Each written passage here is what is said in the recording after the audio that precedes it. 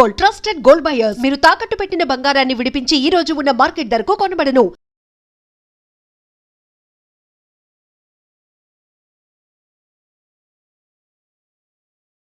నమస్కారం, welcome to I dream. ధర్మ మార్గం విత్ విజిత కార్యక్రమానికి స్వాగతం. ప్రస్తుతం మనతో పాటు ఉన్నారు సౌర పీఠాధిపతులు హిమాలయ యోగి సద్గురు శ్రీ శ్రీ శ్రీ ప్రభాకర్ గురూజీ గారు. ఇప్పుడు వారితో మాట్లాడి మరిన్ని విషయాలు తెలుసుకుందాం. మనకున్న సందేహాలన్నింటినీ కూడా నివృత్తి చేసుకునే ప్రయత్నం చేద్దాం. హరి ఓం గురూజీ. హరి ఓం. ఓం శ్రీకశ్యపాత్మజం భానుం సహస్రకిరణోజ్వలం సర్వరోగహరం మిత్రం సూర్యదేవం ఉపాస్మహే. ఓం శ్రీ గురుభ్యో నమః. చెప్పమ్మా. గురూజీ, సనాతన ధర్మం అయితే మనం ఇప్పుడు కొత్తగా మాట్లాడుకోవాల్సింది ఏమీ లేదు సనాతన ధర్మం గురించి. సనాతన ధర్మం యొక్క ఆది అంతం ఎక్కడ ఉందో కూడా ఎవరికి తెలియదు. అంటే ఎన్నో వేల వందల సంవత్సరాల క్రితమే ఉన్నది. కానీ ఇప్పుడు మనందరం కూడా ఎక్కువగా మాట్లాడుకుంటున్నాము. అంటే కొంతమంది యోగుల ద్వారా కావచ్చు, కొంతమంది అంటే ఈ మధ్య కాలంలో కొంతమంది సనాతన ధర్మం కోసం పోరాటం అని చెప్పి మాట్లాడడమే కావచ్చు, ఎక్కువగా వింటున్నాము. కానీ మనం ఆచరించే విధానం అంతా కూడా సనాతన ధర్మంకి సంబంధించింది. ఏం చెప్తారు దాని గురించి? అంటే సనాతన ధర్మం కోసం నేను పాటుపడుతున్నా అని చెప్పి కొంతమంది బయటికి వచ్చి వాళ్ళు చేసే చేష్టలు వికృతంగా ఉండి దానిపైన ఉండే గౌరవం పొయ్యేలా ప్రవర్తిస్తున్నారు కదా. ఎలా మనం సమాజానికి ఎలాంటి మెసేజ్ ఇవ్వచ్చు అంటారు దీని ద్వారా?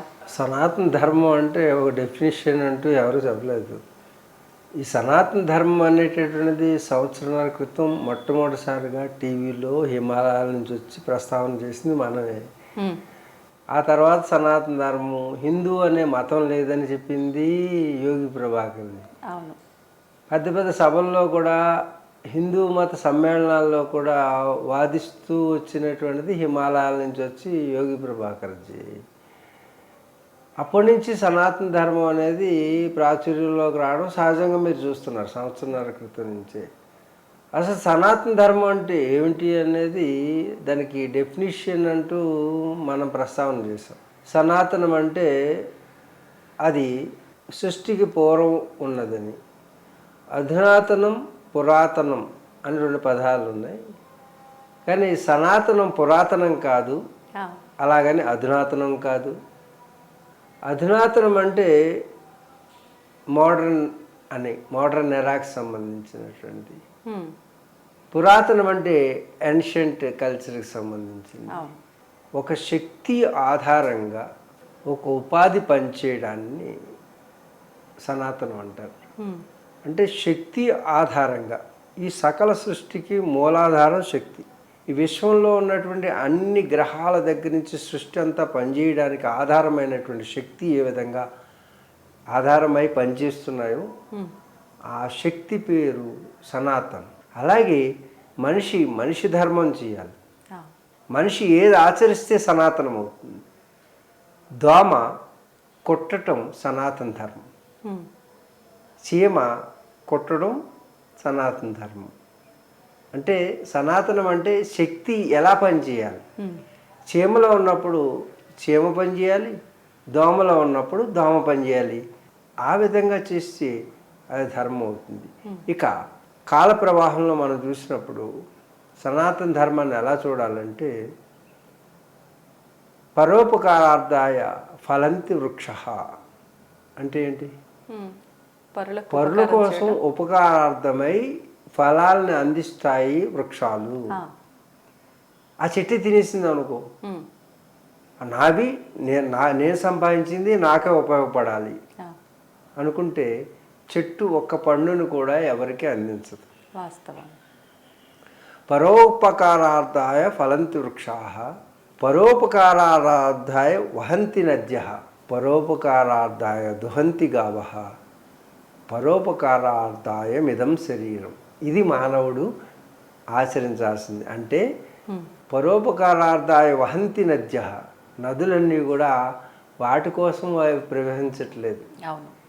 అందరి దాహార్తిని తీరుస్తూ నేలని సస్యశ్యామలం చేస్తూ వాటిలో వచ్చేటువంటి సస్యాన్ని మనకు ఆహారంగా అందిస్తూ మనందరినీ జీవనాధారమై నీరు ప్రవహిస్తుంది, తన కోసం తాను కాదు. అలాగే పరోపకారార్థాయ దుహంతి గావహ అంటే పరుల ఉపకారార్థమై బిడ్డని కర్కశంగా మనిషి సరిగ్గా పాలు తాగే సమయానికి ఆవు దూడని లేక దూడని లాగేసి పాలు పిండేసి వాడి స్వార్థం కోసం ఉపయోగించుకుంటున్నప్పటికీ పోన్లే నా బిడ్డకి ఆహారం లేకపోయినా వాడి బిడ్డకి ఆహారంగా నేను మారుతున్నానే అని ఆ కరుణారసమైనటువంటి ఆ నేత్రాలతో ఆ గోవు చూస్తుందే, అది ధర్మం. అందుకే గోమాతకి సాక్షాత్తు మనం శిరస్సు ఉంచి నమస్కరించాలి. ఇప్పుడు నేను నాది అనే స్వార్థం కూడా ఉండాలని కొంతమంది చెప్తూ ఉంటారు. మరి అది ఎటువంటి సందర్భాలలో వర్తిస్తుందంటారు? ఇప్పుడు మీరు చెప్పిన దాన్ని బట్టి పరులకు ఉపకారం చేయాలి, ఎంతసేపు నేను నాది అనే స్వార్థమే ఉండకూడదు అని అర్థమవుతుంది.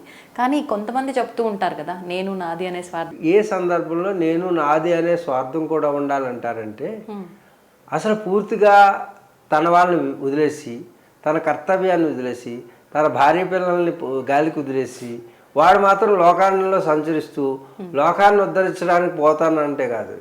ముందు వ్యక్తిగత కర్తవ్యాన్ని నిర్వర్తించి, వ్యక్తిగత బాధ్యతలు నిర్వర్తించి, ఆ బాధ్యతలను నిర్వర్తిస్తూ లోకానికి ఉపయోగపడేటటువంటిది శ్లోకము. బయట శ్లోకము అంటే అది కుదరదు. అందరూ సుఖంగా ఉండాలి, అందులో మనం కూడా సుఖంగా ఉండాలి అనుకోవాలి. కానీ నేనే సుఖంగా ఉండాలి, అందరిలో ఎలా ఉన్నా అందరూ నా సుఖం కోసం కోరుకోవాలనుకుంటే ఇది అధర్మం అవుతుంది. ఇప్పుడు శోకాన్ని కోరుకోకూడదు, ఎప్పుడు ఏడ్చుకుంటూ ఉండాలని కోరుకుంటామా? అలా కోరుకోకూడదు అన్నారు. మనం కోరుకున్నంత మాత్రానే శోకం వస్తుందా? మనం చేసుకున్న కర్మలను బట్టి మనం ఆనందపడుతున్నామా, బాధపడుతున్నామా, ఎలా ఉన్నాము అనేది దానిపైన ఆధారపడి ఉంటుంది. ఇప్పుడు నేను బాధపడకూడదు అనుకున్నంత మాత్రాన్ని నేను బాధపడకుండా ఉంటానా? ప్రారంధము ఆగామి సంచిత అని చెప్పుకున్నాం. ప్రారంధ కర్మ అంటే ఇప్పుడు నువ్వు అనుభవిస్తున్నది. అలాగే సంచిత అంటే ఇంకా నిలువ ఉన్నవి. మన రుణాన్ని బట్టే చూడు, బిడ్డ వచ్చిన ఎలా గొడ్డు వచ్చిన ఎలా అంటారు. ఇది సెంటిమెంట్ కాదు. బిడ్డ అంటే ఆడబిడ్డ, మన కడుపును పుట్టిన బిడ్డ, రెండు కూడా. బిడ్డ వచ్చిన వేళ అంటే నీ జీవితంలో మా పెద్దోడు పుట్టాడండి అప్పటి నుంచి కలిసి వచ్చిందండి అంటారు. అయితే మా చిన్నోడు పుట్టిన దగ్గర నుంచి కొంచెం బ్యాడ్ పీరియడ్ స్టార్ట్ అయిందంటారు. నిజంగా కూడా టర్నింగ్ పాయింట్స్ ఇవి. నీ జీవితంలో ఒక గోవు ఇంట్లో ప్రవేశించిన వెంటనే వాడు గో సంపద పెరిగిపోయింది. ఇదివరకు డబ్బు కాదు, బ్యాంకులో నిల్వలు కాదు, ఎన్ని ఆవులు ఉన్నాయో వాడంత కోటీశ్వరుడు. గోవులే సంపద, పశు సంపద. పశువు వచ్చిన వెంటనే అది ప్రవేశించిన వెంటనే అన్ని సూడివై అన్ని సంతానము వృద్ధి చెంది ఆ గోవుల యొక్క మంద పెరిగేది. గోవుల మందనే కట్టంగా ఇచ్చేవారు పూర్వం. నువ్వు ఉత్తర గోగ్రహణం మహాభారతంలో ఉత్తర గోగ్రహణం అనేటువంటి కథ ఉంటుంది. వాడి సంపదలన్నీ కోల్పోవడం అంటే గోవులను ఎత్తుకుపోవడం. అందుకు గోవు ఎందుకు సంపద? దుక్కు తినాలంటే గో సంతతి కావాలి, పేడ ఉండాలి, నేలకు బలం కావాలంటే నేలకు బలం ఉంటేనే సంపద వస్తుంది. సంపద ఒకటి తిండి దాని నుంచి వస్తుంది, గడ్డి దాని నుంచి వస్తుంది, పాలు దాని నుంచి వస్తాయి. అన్ని ప్రోడక్ట్ ఒక ఆవు నుంచే వస్తుంది మనం సంరక్షించడం. అందుకే గోవే సర్వశ్రేష్టమైనది మనకి. అందుకే గోమాత యొక్క సంతతి వల్లనే ఈ భూమి వృద్ధి చెందుతుంది, లేకపోతే సర్వనాశనం అయిపోతుంది. అందుకే గోవుని కాపాడుకోవాలి, గోరక్షణ చేయాలి అంటే. అంచేత పశువు వచ్చిన వేళ విశేషం చేత అందుకే మన గృహప్రవేశానికి కూడా మన ఇంట్లోకి ఆవుని తీసుకువెళ్తాం. ఆవు మీ ఇంట్లో దరిద్రం కానీ నెగిటివ్ ఎనర్జీ కానీ ఉంటే అడుగు పెట్టదు. ఆవు అడుగు పెట్టదు మీ ఇంట్లోకి, దానికి తెలిసిపోతుంది. ఆ దుష్టశక్తుల ప్రభావం ఉన్నటువంటి ఇంట్లోకి గోవు అడుగు పెడతాయి. ఒకవేళ దుష్టశక్తులు బలీయంగా లేకపోతే ఆవు అడుగు పెడితే ఆ బలహీనంగా ఉన్న దుష్టశక్తులు దూరం అయిపోతాయి. ఒకవేళ ఆవు మూత్రం కానీ అక్కడ దాని గోమయం కానీ వదిలినట్టయితే మరింత శ్రేష్టమైనటువంటి ఇల్లు అని మనం గుర్తించవచ్చు. ఈరోజు ఇచ్చినటువంటి ఆధునిక టెక్నాలజీ ద్వారా ఉన్నటువంటి నెగిటివ్ వైబ్రేషన్, ఈవిల్ ఫోర్సెస్ని కూడా నువ్వు గో ఉన్న చోట ఈవిల్ ఫోర్సెస్ ఉండవు. ఎందుకంటే ఆవు ఆక్సిజన్ పీల్చి ఆక్సిజన్నే వదులుతుంది. ఈ సృష్టిలో ఏ జంతువు కూడా. అందుకు గో సంపదని పెంచుకున్నవాడు కుష్టి వ్యాధి వచ్చినప్పుడు ఈ ఆవు నెమరు వేసేటప్పుడు ఆ నురుగును కనుక రాస్తే చర్మ వ్యాధులన్నీ పోతాయి. ఎలాంటి చర్మ వ్యాధులైనా సరే పోతాయి. అందుకని ఆవు అనేక రకాలైనటువంటి రోగాలను తగ్గిస్తుంది, యోగాన్ని కలుగజేస్తుంది. కాబట్టి ఇంట్లో ఏ ఇంట్లో అయితే గోవు ఉంటుందో ఆ ఇంటికి దుష్టశక్తులు ఎప్పటికీ రావు. ఇప్పుడు పుణ్యం చేసుకున్న వాళ్ళు అలాంటి వాళ్ళ ఇళ్లలో పుడతారన్నారు కదా, అంటే పుణ్యం చేసుకుంటే ఆస్తుల పరంగా హైలో ఉన్న వాళ్ళ ఇంట్లో పుట్టడమా, ఎలా తీసుకోవచ్చు? యోగం అనేది వృద్ధి చెందాలంటే, గతంలో చేసిన యోగం పరంపర కొనసాగాలంటే అడుక్కునే వాళ్ళు, ఎవరి దగ్గర ఆశించే వాళ్ళు ఈ మార్గాన్ని నిలబడలేరు. ఎందుకంటే వాళ్ళు మోసం చేస్తారు. ఆధ్యాత్మికతను పోషించాలంటే తాను ఏది ఆశించిన వాడై ఉండాలి. అందుకు వాడు ఆర్థికంగా గొప్పవాడై పుడతాడు, నిజంగా యోగ సాధకుడు. కాబట్టి అలాంటి ఇంట్లో పుడతాడు. ఆలయం కానీ ఇల్లు కట్టిన వెంటనే మంచి కానీ చెడు కానీ జరుగుతుంది. భార్య వచ్చిన వెంటనే మంచి కానీ చెడు కానీ జరుగుతుంది. బిడ్డ పుట్టిన వెంటనే మంచి కానీ చెడు కానీ జరుగుతుంది. ఇది ప్రారంధానుసారంగా జరుగుతుంది. ప్రారంధం ఆగామి సంచిత. సంచిత అంటే ఇంకా నిల్వ ఉన్నాయి, ఈ జన్మ కాదు, ఇంకా రికార్డెడ్ ఉన్నాయి. అంటే శిక్ష వేసేసినవి ఉన్నాయి. ఇంకా అవి 6 ఫైల్స్ ఉన్నాయి. ఒక ఫైల్ పట్టుకుని వచ్చావు, ఈ 6 సంచిత కర్మలు అంటారు. ఈ 6 తర్వాత 7వది నువ్వు తయారు చేయాలి. అప్పుడు ఇక్కడ నువ్వు చేసే పని 7వది రికార్డు అవుతుంది. ప్రారంధాన్ని అనుభవిస్తూ కొత్త కర్మను ఆచరించారు. నాకు ఈ బాధ వచ్చింది కాబట్టి ఈ రోజైనా నేను తిన్నగా ఉండి చక్కటి పనులు చేద్దాం, దానం చేద్దాం, ధర్మం చేద్దాం, యజ్ఞం చేద్దాం, యాగం చేద్దాం, సత్పురుషులతో సాంగత్యం చేద్దాం, దుష్టులతో చేయకూడదు అని ఇప్పుడైనా నువ్వు కనుక మంచి పనులు చేస్తే ఇది 7వ ఫైల్గా తయారయ్యి అది ప్రారంభం అవుతుంది తర్వాత. అందుకే ఈ జన్మను సర్వోత్కృష్టం అన్నారు. మానవ జన్మ సర్వోత్కృష్టం ఏంటంటే ఇది ఉభయపది. భూమి మీదే మాత్రమే నీకు ఈ 2 పుణ్యము పాపము క్యాలిక్యులేట్ అవుతాయి. భూలోకంలో భూర్లోకం, శుభ్రలోకం, మహర్లోకం, జనలోకం, తపోలోకాల్లో ఎక్కడా పుణ్యపాపాలు, దేవతల పుణ్యపాపాలు ఉండవు. వాళ్ళు కేవలం అనుభవించడమే. దేన్ని? పుణ్యాన్ని. అంటే వాళ్ళకు పుణ్యం మూట కట్టుకుంటేనే వాళ్ళు దేవతలుగా మారారు. ఇంకోటి దేవత. ఇప్పుడు మనకున్న 4 యుగాల్లో మొదటి యుగంలో మొత్తం దేవతలే ఉన్నారు కదా. దేవతలు ఎవరు లేరు. మనుషులు ఉన్నారా? మానవులు ఎందుకు లేరు? సత్యహరిశ్చంద్రుడు వీళ్ళందరూ రాజులు కదా. ఇప్పుడు సూర్య భగవానుడు వంశం. సూర్య భగవాన్ నుంచి ఇప్పుడు బ్రహ్మ దగ్గర నుంచి కశ్యపుడి నుంచి సూర్య భగవాన్ నుంచి వచ్చినటువంటి వాడు మనువు నుంచి ఇక్ష్వాకుడు. ఆ ఇక్ష్వాకుడు నుంచి రాజు మొదలయ్యాడు రాజ్యం పరిపాలన. ఇక్ష్వాకు కుల తిలక ఇకనైనా వినవయ్య అనే పాట ఉంది కదా. ఇక్ష్వాకు కులం నుంచి మొదలైంది. అర్థమైంది? ఇక్ష్వాకు, దిలీపుడు, రఘువు, సగరుడు, వీళ్ళందరూ, తర్వాత అజుడు, దిలీపుడు, రఘువంశ చరిత్ర, రఘు, వీళ్ళందరూ రాముడు సూర్య భగవాన్ నుంచి పుట్టినటువంటి వాళ్ళు.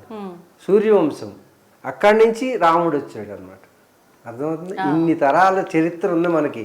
రాముడు పుట్టడానికి వాళ్ళ ఈ తాత ఎవరో నీకు తెలియదు, ముత్తాత తెలియదు. ఇప్పుడు రాముడికి తాత ముత్తాతలు కాదు, ఇప్పుడున్నటువంటి వాళ్ళు రాముడి యొక్క సంతానం ఇప్పుడు కూడా ఉన్నారు. అశోక్ గెహ్లాట్ వీళ్ళు కూడా లవకుశుల యొక్క సంతానం. ఇప్పుడు సెంట్రల్ మినిస్టర్ చేసినాడు. ఆల్ డిఎన్ఏ అదంతా. వంశ చరిత్ర రాముడి దగ్గర నుంచి, సూర్యుడు భగవానుడి దగ్గర నుంచి ఉంది. ఇది భారతీయ సనాతన సాంప్రదాయం యొక్క విలువలు. కానీ ఆయన లోక కళ్యాణం కోసం మానవ అవతారం ఎత్తి ఇక్ష్వాకుడి దగ్గర నుంచి అందరూ దైవం నుంచి పుట్టినటువంటి ఈ లోకంలోకి వచ్చి మానవులు అయినటువంటి వాడు. మనం అందరం దైవ సంతానమే. భారద్వాజ గోత్రం అంటే భరద్వాజ మహర్షి యొక్క బ్రీడ్ డిఎన్ఏ భరద్వాజుడికి ఏది ఉందో నీకు అదే ఉంటుంది. గోత్రం అంటే త్రాయతే ఇది గోత్ర. గోత్రం తెలియనివాడు సనాతనీయుడు కాదు, గోత్రం ఉన్నవాడే సనాతనీయుడు. గోత్రం లేదంటే సనాతనీయుడు కాదు. చూడండి, మన డిఎన్ఏ ఎప్పుడు పుట్టిందో దాని పుట్టు పూర్వోత్తరాలు ఆన్ రికార్డ్ ఉన్నటువంటిది సనాతన ధర్మం. కాబట్టి మన గోత్రం అంటే త్రాయతే ఇది గోత్ర. గోవు అంటే గోవుని, త్రాయతే రక్షించేటటువంటి గొప్పతనం ఉన్నటువంటి వాళ్ళు గోత్రం. ఎవరు? ఈ ఋషులందరూ కూడా గోవుని సంరక్షించారు. గోవుని సంరక్షించడం ద్వారానే వాళ్ళు సంరక్షించబడ్డారు. అలాంటి సంతతికి సంబంధించినటువంటి గోత్రం కలిగినటువంటి వాళ్ళు మనం. మొదటి యుగంలో మొత్తం ధర్మమే ఉంది 4 పాదాల్లో అంటారు కదా.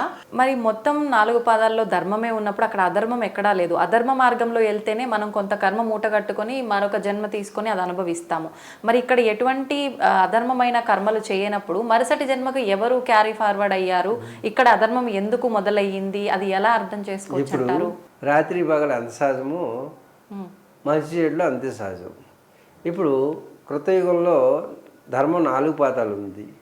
4 పాదాల నుంచి 3 పాదాలకు ఎందుకు దిగజారిందంటే దాంట్లో కొంత కల్తీ జరిగింది కాబట్టి అప్పుడు ఫిల్టర్ చేస్తే ఇక్కడ 3 పాదాలకు వస్తుంది. త్రేతాయుగంలో ధర్మం 3 పాదాలకు వస్తుంది. ఇక్కడ కూడా త్రేతాయుగంలో ఉన్న క్వాలిటీస్ నెమ్మదిగా పడిపోతాయి. పడిపోయిన తర్వాత ఇటు పెరిగిపోతుంటారు. ద్వాపరంలో అంతమంది ఉండరు, మనుషులు తక్కువ మంది ఉంటారు. ఈ త్రేతాయుగం వచ్చేసరికి అధర్మం పెరిగింది కాబట్టి మనుషుల శాతం వాల్యూమ్ పెరుగుతుంది, జనాభా పెరుగుతారు, స్థలం తగ్గిపోతుంటుంది. తర్వాత ద్వాపరానికి వచ్చేసరికి చూడు కోట్ల మంది చచ్చిపోయారు. దేంట్లో? కురుక్షేత్ర మహాసంగ్రామం. ఎందుకు? అంత అధర్మం పెరిగిందన్నారు. అర్థమైందా? ఇప్పుడు ఎంతమంది చావాలంటావు కలియుగంలో? ఎలా తరిగిపోతారంటారు? విపత్తులు ఇప్పుడు జరుగుతున్న మెగా భూకంపాలు వస్తాయి, సునామీలు వస్తాయి, అలాగే టార్నడోస్ వస్తాయి, అగ్నిపర్వతాలు పగులుతాయి, ఉల్కాపాతాలు జరగవచ్చు, అలాగే యుద్ధాలు జరగచ్చు. ఇది భవిష్యత్తులో జరిగే చెప్తున్నాను నేను నీకు గతంలో చెప్పిన నేను హైడ్రా బ్యాడ్ అవుతుందని చెప్పాను. హైడ్రా వచ్చి బ్యాడ్ అవ్వలేదా? అవ్వలేదా? అంతకుముందు ఏం చెప్పాను? ఇది భాగ్యనగరం అవుతుందని చెప్పాను. అంటే భాగ్యనగరం అంటే అప్పుడున్న నగరం ఎలా ఉందో అలా అవుతుంది, ఇప్పుడున్న నగరం కాదు. అంటే అప్పుడున్న చిన్న చిన్న ఇళ్ళు, మైదాన ప్రాంతం రేపు కాబోతుంది అని సూచనప్రాయంగా చెప్పాను నేను. పెద్ద పెద్ద బిల్డింగ్లు ఏమి ఉండవు. 450-500 కిలోమీటర్ల వేగంతో గాలి వీసవచ్చు, వీస్తాయి అని పూర్తిగా చెప్పట్లేదు నేను. ఇవన్నీ కూడా జరగవచ్చు. అన్నీ అంటున్నారు. భవిష్య ప్రణాళిక మాకు ఉంటుంది. అంటే భవిష్యత్తులో ఏం జరుగుతుందో ఒక గ్రంథం ఉంటుంది అన్నమాట, భవిష్య మాలిక. ఇప్పుడు కరోనా వైరస్ లాంటి వైరస్ రాబోతుంది. 84 వైరస్లు ఇంకా వెయిటింగ్ చేస్తున్నాయి. 84 దానివల్ల ప్రమాదాలు ఉన్నాయి. ఇవన్నీ ఉంటుంది. ఇది న్యాచురల్ ప్రాసెస్ అమ్మా.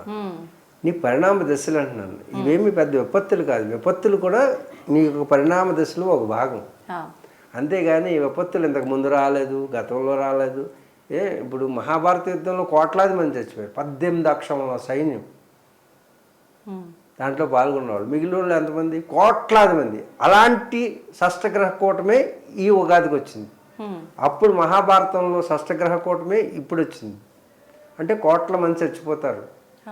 చైనా అనేటటువంటిది 5% మిగులుతారు. ఇంకా నీకు 35 కోట్ల మంది మిగులుతారు ఈ భారతదేశంలో.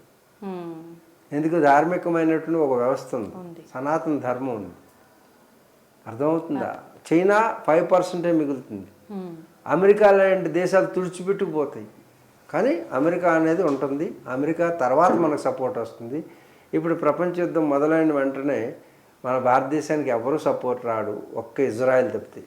ఒక్క ఇజ్రాయెలే మనకు తోడుగా ఉంటారు. తర్వాత జపాన్ వస్తుంది, మళ్ళీ రష్యా తిరిగి మనకు వస్తుంది, అమెరికా సపోర్ట్ వస్తుంది, లండన్ సపోర్ట్ వస్తుంది. ఇవన్నీ కూడా సపోర్ట్ వచ్చిన తర్వాత సనాతన ధర్మం మొత్తం ప్రపంచం అంతా వెళ్తుంది. 2032 తర్వాత మొత్తం అంతా సనాతన ధర్మం. ఏ మతం ఉండదు ఇక, ఏ మతం వల్ల ఉండవు ఇక, ఓన్లీ సనాతన ధర్మం ఉంటుంది. సనాతన ధర్మం అనేది ప్రపంచవ్యాప్తం అవుతుంది. భూమండలం అంతా సనాతన ధర్మమే అవుతుంది. ఇంకొక 7 సంవత్సరాల తర్వాత 7 సంవత్సరాల తర్వాత ఇది 7 సంవత్సరాల తర్వాత 32వ సంవత్సరంలో చైత్ర మాసంలో శుక్లపక్షంలో చతుర్థి తిథిలో శుక్రవారం రోజు నుంచి 7 రోజులు రాత్రి పగలు వర్షం పడుతుంది అని భవిష్య మాలిక చెబుతూ ఉన్నది.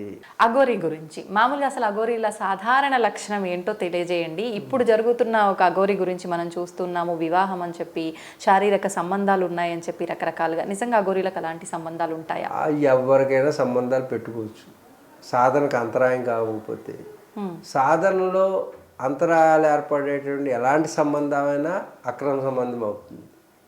కాబట్టి భోజనం చేసినా అది సాధనకు అంతరాయం కలిగితే అది స్త్రీతో అక్రమ సంబంధం పెట్టుకుంటే అంతో ఇది కూడా అంతే. కాబట్టి ఇప్పుడు అఘోర అనేది ట్రాన్స్జెండర్ అని తెలిసిపోయింది. అప్పుడేమో బట్టలు లేకుండా తిరిగింది అన్నారు, నేనేమో బట్టలు కట్టాను. ఒలువులు లేవంటే ఒలువులు. ఈ మధ్య నేను అదేదో అమ్మాయిని తీసుకెళ్ళారంటే నాకు 100 సార్లు చెప్పి ఆ అమ్మాయి నేను 3 నెలలు 4 నెలల నుంచి మాట్లాడలేదు ఎప్పుడు. ఎందుకంటే ఈ కాంట్రవర్సీగా తయారవుతుంది మీడియాలో అనేసి నేను ఇంకా వదిలేశాను. వదిలేస్తే తను ఏడుస్తూ మెసేజ్లు పెట్టింది నిన్న. పెడితే నేను మళ్ళీ మాట్లాడాను. బాపు అంటది, తండ్రి అంటది. మీ ఆజ్ఞ ప్రకారం నేను ఏం చేయాలని చేస్తాను, మీ మాట మన్నిస్తాను, నేను సొంతంగా నిర్ణయాలు తీసుకోను అని ప్రమాణం చేసిన తర్వాత నేను మాట్లాడాను. ఇప్పుడు కూడా మీడియాలో మాట్లాడింది. మాట్లాడితే ఏం చెప్పింది, మీ ఆదేశ ప్రకారం నేను ఎప్పుడు కూడా ఈ అమ్మాయిని దగ్గర చేర్చుకోను, అలా అయితే నేను మాట్లాడతాను. నన్ను ఒక సాధకుడికి కూడా అమ్మాయి ఉన్నది అంటే అది లోకం హర్షించదు. నువ్వు పురుషుడివా స్త్రీవా అనేది కాదు. తల్లిదండ్రుల యొక్క ఆజ్ఞ లేకుండా ఎవరూ సాధన చేయకూడదు. తల్లి తండ్రి జన్మనిచ్చారు కాబట్టి ఆ తల్లిదండ్రులకు మాత్రమే హక్కు ఉంటుంది, గురువుకు కూడా హక్కు ఉండదు. తల్లిదండ్రుల యొక్క అనుమతి ఇచ్చిన తర్వాత గురువుకి తప్ప తల్లిదండ్రులకు హక్కు ఉండదు.